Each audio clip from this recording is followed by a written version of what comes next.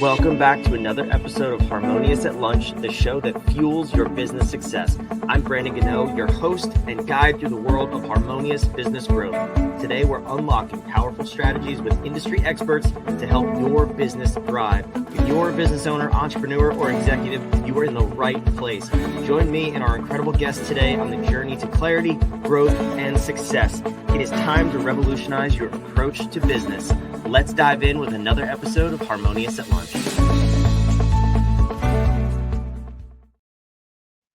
Welcome back into some more bite-sized business advice. In today's episode, we have a guest from all the way across the world over in Sydney. I love talking to my Australian friends on this podcast, Brendan Lee, and we're going to talk about improving your digital ads with a checklist. Who doesn't love a good checklist? Am I right? But we're going to dive right in. Brendan, welcome to the show, and thank you for being here. Thanks for having me, Brendan. So this is a topic we got to chatting about it before we started recording, and it seems kind of like a no-brainer, but then I meet people like you who actually exist, which makes me believe that, well, people probably aren't thinking about this, right? So can you just explain for me how you bridge the gap between the different angles, I guess, people take in running ads? Yeah. So I think, Google and Facebook have both done an incredible job convincing everybody how easy it is to run ads on their platform.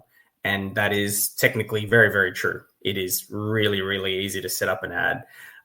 The technical side of it, they've tried to make it as user-friendly as possible. So there's plenty of businesses out there doing it for themselves. But that doesn't mean that they should. Or more importantly, it doesn't mean that they've given it much strategic thought or time. And essentially, that is kind of where my tips are going to come in today. It's about the difference between whether you are able to do something and whether you've sort of really thought it through or have the expertise to do it well. Yeah, that's always a good place to start with anything. I've done a number of DIY construction projects in my life, and I think they're fun. And there was a relatively low risk of someone getting killed. Although as they got more serious, I definitely called in help to make sure, well, nobody was going to get killed or a house wasn't going to get flooded or something like that. So I guess the stakes aren't as high in running digital ads, but your business could go out of business and you could waste all your money. So we could make an argument either way. So the other thing that I saw here on your application here was the importance of human connection in a digital business world. How does that overlap with your ad strategy? Yeah. So I started, I've been in this industry now for over 20 years. And so I started well before digital existed. It was all magazine ads and running trade shows and things like that. And I think from that perspective, I like to think that not that much has changed, but people have just got lost in the noise. And at the end of the day, the effective campaigns that I've run are the ones that still consider the fact that at the other end of whatever digital channel you're using, there's still a human that needs to have this connection. So don't lose sight of that. Don't, just go ahead and go, if I just get 100 people on this website, then one of them will click. It's kind of like, well, maybe none of them will if you don't actually, make that connection on the human side. Yeah, I love that focus because I think we tend to get distracted by the tools that we're using. Not to make this whole episode about construction here, but no, I mean it's obvious that there's a difference, right, between a magazine and Facebook, for example, or Google. They're two completely different things. But at the end of the day, I mean, a good ad is a good ad. Good connection with people is a really good connection with people, and I think that does tend to get lost in the noise, like you said. So. Really curious to hear your take on this. So let's dive in. What are these 3 checklist items that we need to have in place? Yeah, absolutely. So checklist item number 1 for me, it kind of lends to this human side of it, is know who it is that you want to talk to. You'd be stunned how many business owners I talk to and I say, who is your best customer? And I hear the same response. Oh, anybody can be my customer. Oh, I'm a mortgage broker. Anybody can be my customer. Or I sell candy. Anyone can be my customer. And I was like, well, I didn't ask you who could be your customer. I asked you who's your best customer.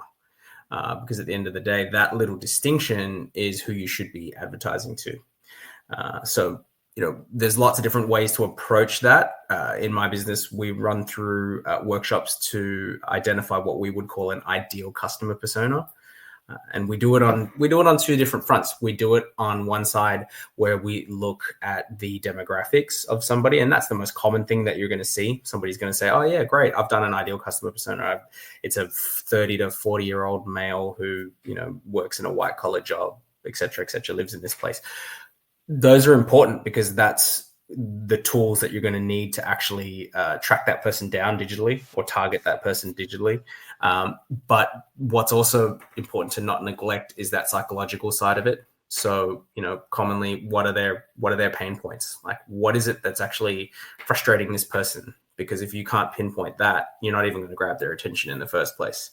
What is it that they aspire to? That's another way to capture their imagination or stop the scroll when they're seeing an ad. And then beyond that, I also like to psychologically go, well, what is this person's sort of personality type, or what's their motivational makeup? Because that's pretty important too. I give the example a lot where, and it's probably evident in this where I've framed this as a checklist, but that's my type of personality, right? Like I'm a very tick a box, orderly, but other people are not like that. They'll want to jump on something or get excited about something at the spur of the moment. So again, you need to know who you're appealing to. If you try to appeal to me and say, Brendan, I've got this once in a lifetime 30-minute phone call you could book with me, I'll just be like, I don't care. I don't have time for 30 minutes.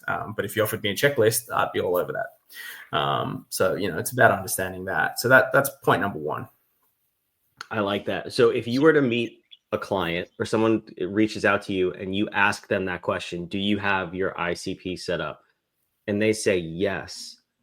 What would you need to see that they already have in place in order to accept what they have? Because the other side of that is, like you said, yeah, we could sell to everyone or 40 to 50-year-old males. Like, obviously that's not going to cut it. What are those key pieces of information that you would sign off on it? Yeah.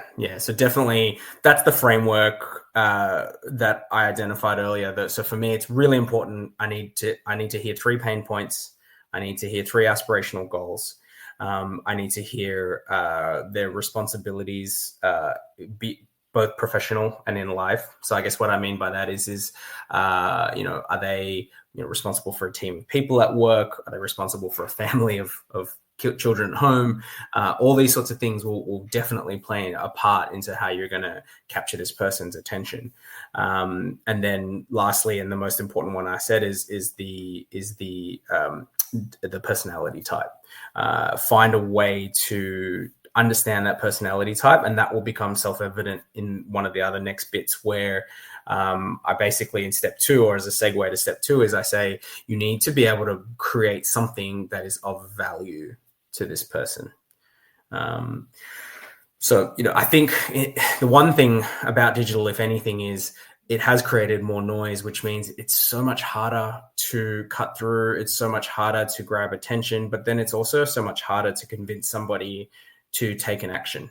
Like, I feel like you're just assaulted with offers all day long. You're assaulted with information all day long, and it just creates fatigue for the audience. You've sort of, you're on the bus on the way to work, or you've got 2 minutes in between a meeting, and so you just jump on your phone. But that doesn't necessarily mean that you're in the mindset to convert or to take an action. So what I do say is you need to then match something of value to that ICP personality type. So the example I gave before, like if you're going to get me, for instance, it's got to be something that's orderly, or a list, or template. That type of thing is going to appeal to my personality type. But if somebody is a sort of relationship built driven type person, then maybe they want to see a video, where you explain a process through for 10 minutes, and maybe that's something of value to them. So is it safe to say that you're going to listen to this episode because the title is 3 checklist items to improve your digital ads? Absolutely. Yep. You get a pass if you don't listen to it. That's awesome. So step 2, or item 2 on the checklist, is creating something of value.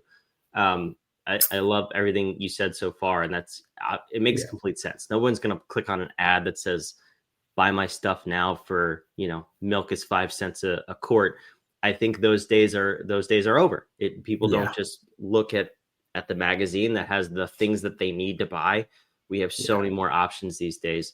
Um, Yeah. can you give me Yeah. some maybe creative or outside the box things of value that either you have helped create for your clients or your clients have created and then used with success in their ads?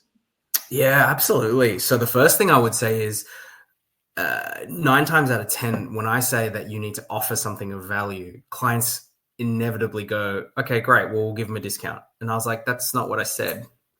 Price isn't necessarily the trigger that you think it is, or it's not the differentiator you think it is.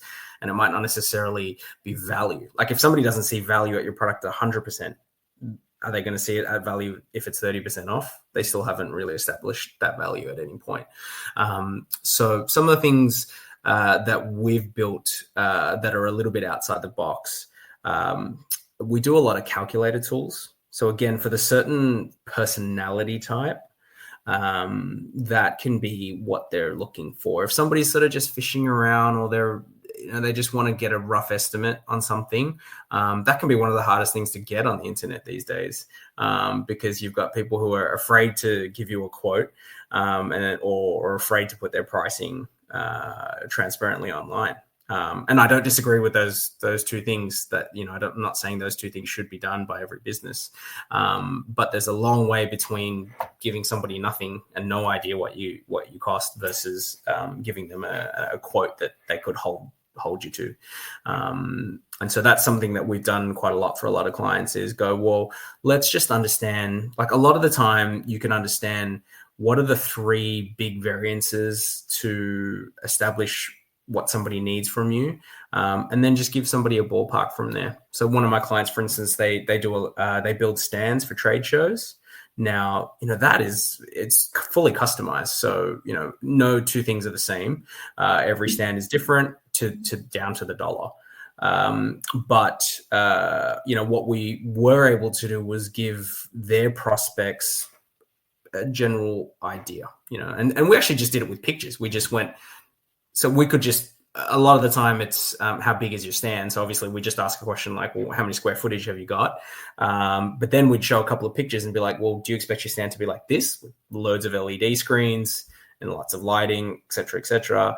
Or do you expect it to be, something that's a little bit more low key? But, by helping somebody guide themselves through what they wanted, they were able to give a bit of a ballpark pricing. So it was less about price judging against competition and more just about saying, look, if this is what you're in the market for, you should be ready to spend within this range. Yeah, I think stuff like that too. It also helps people in different phases of the buying process. I mean, I'm thinking about a time where I, like, within the last 2 weeks, used a similar calculator for something that I'm not even remotely close to buying. But it's good for me to be able to plan that out. It's going to be like a 12 to 18 month purchase. If I were to get on the phone with somebody, I'm wasting their time. And it's like, and I'm going to feel bad. So I'm not going to pick up the phone, and I'm never going to have that call. It doesn't make any sense. So you can guide and educate people through that process. But now, hey, look, I'm in their email systems. I'm still interested in this thing. So I'm not going to unsubscribe. They're not spamming me. So I think there's a lot of value in that. That's a really interesting approach. So I'm glad you said that. So number 3, what is the final item on this checklist that's going to increase our ad conversions? Yeah, it's the simplest one, but it's the one that most people neglect, which is make sure you're tracking data. But that goes for online and offline. The term I use with my clients all the time is we need to close the loop. If we're going to do anything, I need to know at the end of it whether it worked, whether it didn't work, why, which part of it broke down. That's the only way for us to improve, optimize, and make any campaign get better. So I think the biggest secret is that I don't know everything, and quite frankly, I'm gonna say I don't know anything. My goal is to create a plan, learn from the results, tweak it, improve it, and that's how we get to where we need to get to. Yeah. What are those sort of key data points that you're looking for? I'm always curious because I know it varies by ad, by industry, by everything that you're doing, but um, some people get thousands of clicks a day on their ad because they're spending enough money. Some people get 2 clicks a month. I don't know. I mean, you can have so much, so many different variables, and the volume of them could be so different. How do you know what you're looking for to really move the needle in the right direction for the client? No, absolutely. So this is the human thing that I was talking about. It's important to know what you're trying to track, and then try to actually delineate slight variations within either your website or your Facebook profile or the ads that you're running. So as an example, like I do some work with real estate agents, and one of them I remember very clearly coming to me before, and they were just like trying to sell these properties in a regional area of Australia. And I was saying to them, your ads right now, they just tell me exactly where the property is. They tell me how many bedrooms and bathrooms and square meters it is. I go, but I was like, who do you expect to buy the property? And they were like, well, sometimes I get investors and sometimes I get first home owners who can't afford to live in the metro areas. And I was like, those are two completely separate people, right? If we harken back and talk about pain points and aspirations and all that sort of stuff, completely different buyers. And I was like, so you can't just show them the same ad. And so, I guess what that means is that we set them up so that they were seeing different ads, but we also set them up so that they were driving to slightly different landing pages on websites. And we also set them up so that they were driving to different end actions as well. So what I mean by that is with investors, we actually set up regular sort of events or meetings.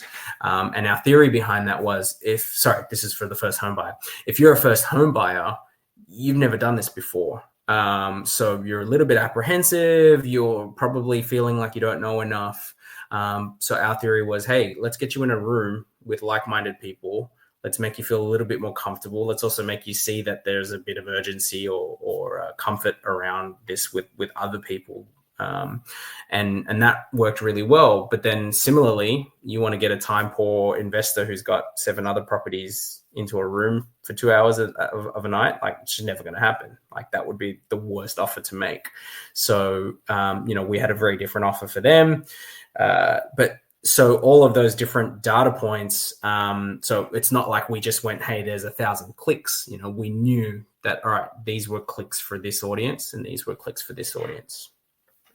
I feel like that was a masterclass within the masterclass here, because I'm not in digital advertising. I don't do anything with ads.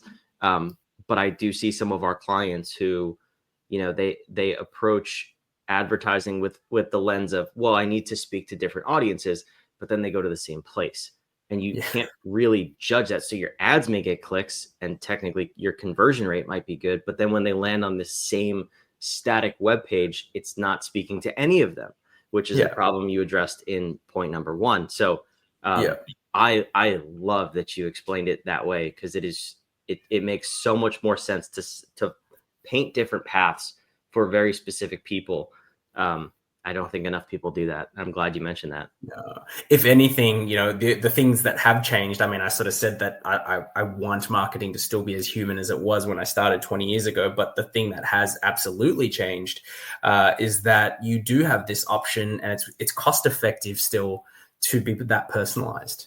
I'm one of those, I guess I'm sort of drinking the Kool-Aid, but I love the personalization and the creepy tracking that is done in ads, because then I get to see things that are relevant to me when I'm seeing an ad. That makes you a weirdo for sure. Yeah. You are off the deep end. I use it to my advantage. My wife is not in this industry and doesn't know how it works, and I'm desperate to get a puppy in our household. So when she walks out the room, I'm just yelling at Siri, just puppies, and she gets ads. She gets these ads for like puppy things. She's like, what's going on? I'm like, I don't know. I don't know what's happening. That's a brilliant way to use it. Let's leverage the technology we have, right? Well, Brendan, this was awesome. I want to put your website on the screen here. I know you have a gift for for our audience. Do you do any work in the States? We do have a lot of international listeners. I will say that, a lot of Kiwi fans right next to you over there in New Zealand, but where are your clients typically from? Yeah, no, we do have global clients. We have a couple of clients in the US. We have a whole bunch in Singapore as well. So, I think that, again, the beauty of digital is that it is global, it travels well. Humans are humans, businesses are businesses all the world around. I love it. So tell me what's at this website, conversions.today. For those of you listening, it's down in the show notes below, but what will somebody find if they go there? Yeah, look, this is the page that we just put together with a whole bunch of our free tools. So, we have benchmarks, we have blueprints, we have white papers. So as I talked about, sort of personality types, hopefully there's something for everyone. You can find something that's going to be useful for how you choose to digest information, but also where your business is at or where your team is at. And then obviously you can always reach out to me. My contact details are on that page too. So I love having a chat, obviously. I love it. Awesome. I appreciate you being here. We'll put all of that and all of Brendan's links and social media, whatever we have, down in the show notes below, wherever you're watching or listening. Thanks for joining us on Harmonious at Lunch. We'll catch you on the next one. Thanks for listening to another episode of the Harmonious at Lunch podcast. Make sure you subscribe on whatever platform you're on, and we want to invite you to join us in the Small Business Success Facebook group, our private group where guests and listeners come together to grow your business. We want impact-driven entrepreneurs who are ready to go to the next level in this group so we can all share ideas, collaborate, and grow our businesses together. Go to whatif.com/group, and we want to invite you to join today. See you on the next episode of Harmonious at Lunch.